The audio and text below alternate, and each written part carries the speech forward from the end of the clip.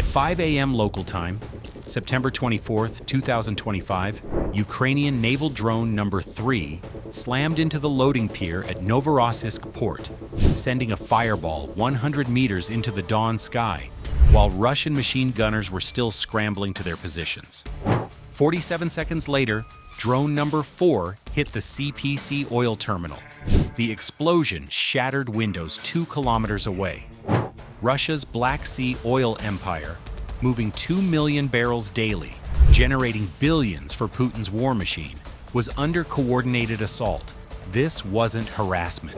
This was economic execution, and it had only just begun. While fire crews raced to contain the inferno, 163 more drones were already in the air. Phase 2 was coming. Roughly 150 kilometers down the coast, in Tuapse, Russian surveillance footage captured a fast-moving object cutting across the harbor surface. It was another Ukrainian naval drone, a compact, low-profile craft skimming the waves toward one of Russia's most critical export facilities. At 5:15, defensive machine guns opened fire.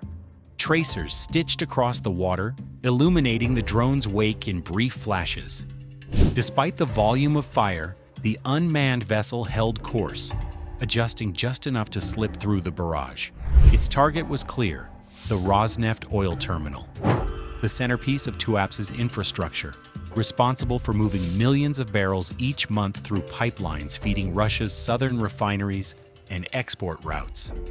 In the weeks prior, Ukrainian planners had been systematically mapping these facilities, tank farms, piers, pipeline junctions, identifying where limited payloads could yield maximum disruption. At 5:16, the drone reached its mark. The impact triggered a violent fireball that engulfed the loading pier and sent burning fuel pouring into the harbor. Flames leapt high enough to light the coastline. Nearby vessels were forced to pull away as heat distorted their hull paint. Tuapse was just the beginning. The coordinated strike still had hours to run.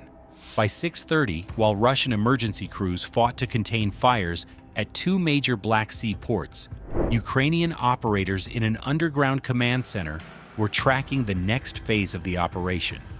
On their screens, more than 160 aerial drones were aligning for launch. Each unit cost roughly $5,000. Each Russian interceptor missile aimed to stop them cost upward of $200,000. The economics were brutal, and Ukraine was playing the numbers game perfectly. Back at Novorossiysk, damage assessments painted a grim picture. The CPC terminal, responsible for a significant portion of Russian and Kazakh oil exports, had gone offline. The facility handled nearly 5% of the world's daily seaborne oil flow, including 2 million barrels through these ports alone. Every minute of downtime translated into hundreds of thousands of dollars in losses. By the hour, it became millions. The strike wasn't just tactical, it was financial warfare. Around 7 a.m., Russian radar operators began reporting anomalies. Massive thermal plumes from the ongoing fires distorted radar returns, making it nearly impossible to distinguish real targets from interference. Drones appeared and vanished on screens as the systems struggled to compensate. Meanwhile, another unmanned surface vessel was closing in on Tuapse, this time targeting the grain terminal. Defensive guns opened up again, their tracers sweeping across the harbor. Yet the drone slipped through the defensive obstacles, layered barriers and floating blocks meant to stop fast boats, as if it knew the harbor layout in advance. It did. Ukrainian planners had spent months studying every contour of these ports, converting satellite imagery and commercial shipping data into a precise targeting matrix. This was no random swarm. It was methodical attrition, executed with precision and patience. By 7:45, Russian air defense commanders were staring at a radar screen filled with targets. More than 160 inbound contacts appeared from multiple directions. The Pantsir S-1 systems could engage around 20 at a time, but ammunition was limited. Each missile cost hundreds of thousands of dollars. The longer-range S-300 could reach further, but came with an even higher price tag. Commanders faced a dilemma: fire early and risk depletion, or hold fire and risk penetration. They chose to engage. At 7:58, the first interceptor streaked into the sky, followed by dozens more. Within minutes, the horizon was glowing with missile trails. The defensive barrage was effective in sheer volume but punishingly expensive. By 8:30, official reports claimed more than 150 drones had been destroyed or jammed. Yet the math told another story. Roughly $30 million in missiles had been spent countering a swarm that cost less than $1 million to build. But amid the chaos, several drones slipped through. 13 remained operational. Small, autonomous units designed to exploit radar gaps and follow the flight paths of destroyed drones to mask their signatures. While the Russian systems reset for new locks, those survivors pressed forward. At 8 o'clock, they entered terminal descent. One struck the CPC terminal's primary storage facility. Another impacted infrastructure near the city perimeter, sending shockwaves through residential areas. The intent wasn't random destruction, it was psychological pressure, forcing Moscow to confront the cost of vulnerability on its own territory. At Tuapse, a second naval drone reached the loading pier. Footage later confirmed the moment of impact, a fireball consuming the structure and spreading across the water's surface.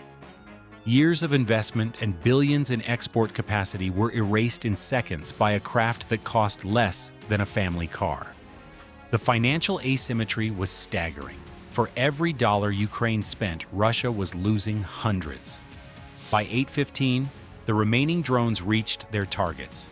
The first struck a transfer pipeline at the CPC terminal, rupturing a line that carried tens of thousands of barrels per hour. The resulting ignition sent a column of fire high above the port, consuming storage tanks and nearby equipment. The heat overwhelmed sensors and surveillance systems across the site, leaving emergency teams effectively blind. At 8:17, another drone hit an administrative complex near central Novorossiysk. The blast shattered windows across multiple city blocks and ignited fires in surrounding buildings. Civilian casualties were confirmed. Several killed, others injured by debris and glass. The attack made one fact impossible to ignore. The war was no longer confined to the battlefield. It had reached Russian territory in broad daylight. In the aftermath, satellite and independent imagery verified the extent of the damage. The CPC terminal's emergency shutdown triggered automatic safety protocols across the entire pipeline system. Pressure fluctuations were recorded as far as Kazakhstan, forcing temporary production slowdowns, while operators assessed integrity across connected infrastructure. The economic impact was immediate. Each hour of downtime cost millions in lost exports and repair logistics. Russia's Black Sea energy network, once considered untouchable, had been shown to be fragile, vulnerable, and bleeding cash, with every minute the fires continued to burn. By 8:30, Ukrainian command centers compiled their battle damage assessment. Out of roughly 160 drones launched, 13 had reached their targets across 8 locations. Those impacts disabled 2 major ports, caused confirmed casualties, and forced Russian authorities to declare a state of emergency in Novorossiysk. The declaration wasn't just administrative, it was symbolic. Russia's air defense network, long marketed as one of the world's most advanced, had failed to secure its own critical infrastructure against modified commercial drones. Systems designed to intercept cruise missiles had been overwhelmed by small, low-cost threats. By evening, evacuation orders were issued for parts of Novorossiysk's city center, as officials cited ongoing fire risks and potential secondary explosions. For residents, it was a sobering reality. The war had breached their sense of safety. If a heavily defended port city could be struck, nowhere along the coast could feel secure. The fires continued through the morning. By 9 a.m., both the CPC and Tuapse terminals were still burning. The Tuapse oil facility would take 3 days to fully extinguish, and early assessments suggested severe structural damage to the grain terminal. Reconstruction would take months. assuming supply chains under sanctions could even deliver replacement components. The message was unmistakable. Ukraine had redefined the conflict's geography. Every Russian port, refinery, and export hub on the Black Sea was now a potential target. What had once been a strategic advantage, access to open sea routes, had become a liability under constant threat from inexpensive, expendable systems. By late morning, the 3.5-hour operation had achieved its objective. Both Novorossiysk and Tuapse were effectively offline. The immediate impact was clear. Oil handling capacity of roughly 2 million barrels per day was suspended. 2 people were confirmed dead, 6 injured, and key export infrastructure sustained extensive damage. Russia's air defenses had performed well on paper, intercepting the majority of inbound drones, but at an unsustainable cost. Around $30 million in interceptor missiles were expended to stop a swarm that cost a fraction of that to launch. The few drones that slipped through inflicted exponentially greater losses. It was the perfect illustration of asymmetric warfare. Expensive defenses outmaneuvered by cheap, expendable systems. Local communication blackouts added to the chaos. Whether caused by damage, electronic interference, or intentional disruption, the result was the same. Confusion multiplied. Civilians couldn't access information, coordinate evacuations, or confirm safety. Panic became part of the weapon. By midday, global oil markets were already reacting. The temporary loss of 2 million barrels per day created volatility across Europe and Asia. Turkey, which relied on Russian diesel shipments through the Black Sea, began exploring alternative supply lines. Traders in India and the Gulf states adjusted prices upward, anticipating tightening availability. The implications for Russia's naval posture were equally significant. The Black Sea Fleet, headquartered in Novorossiysk, suddenly appeared exposed. If unmanned surface and aerial systems could reach critical port facilities, the fleet's missile carriers and logistics vessels were no longer secure at dock. What had been a symbol of regional dominance now faced a new reality: vulnerability from below the radar and beyond the horizon. The September 24th strikes marked a decisive evolution in economic warfare. Ukraine had shown that in modern conflict, the objective isn't just seizing ground, it's collapsing the opponent's capacity to sustain war. Every destroyed refinery, disabled terminal, and severed pipeline directly eroded Russia's financial engine. The cost analysis was staggering. Ukraine's total expenditure for the operation was estimated under $1 million, roughly 163 aerial drones and several naval systems, each built at a fraction of the cost of traditional weapons. In contrast, Russia expended more than $30 million in air defense interceptors, lost infrastructure worth hundreds of millions, and faced billions in disrupted export revenue. It was asymmetric warfare at its most efficient, economic destruction at a microscopic price. The psychological fallout was equally potent. Energy sector workers across southern Russia suddenly realized they operated on the front line. Regional officials faced public scrutiny over security failures. Civilians who once viewed the war as distant now saw fires and smoke columns on their own horizon. The attacks also revealed a pattern. Ukrainian forces were no longer conducting isolated raids.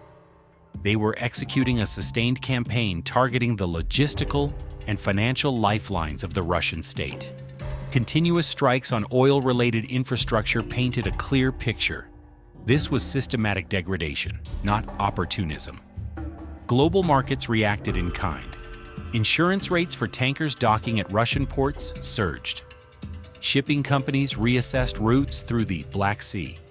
Energy traders priced in the risk of renewed disruptions, sending ripple effects through global fuel markets. Domestically, Russia's emergency response system showed clear strain. With fires raging in multiple ports simultaneously, resources were stretched thin.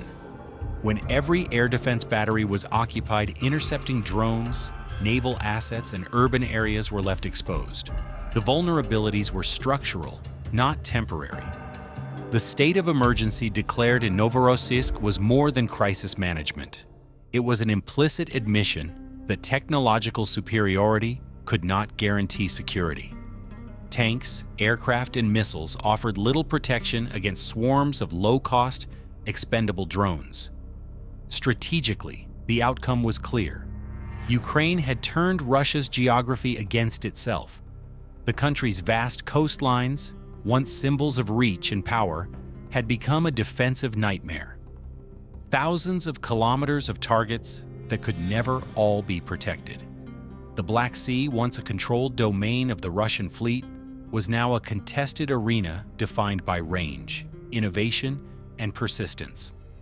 The era of high-cost dominance had given way to low-cost disruption, and Ukraine had just rewritten the rules of modern warfare. So here's the question. If you were a Russian port commander, how would you defend against coordinated multi-domain drone attacks that cost less than your defensive missiles and can strike from sea and air simultaneously? Share your thoughts in the comments. I'll pin the most valuable answer. Subscribe and turn on notifications to stay updated on how Ukraine is rewriting the rules of asymmetric warfare. Modern warfare is no longer about military might. It's about mathematical efficiency.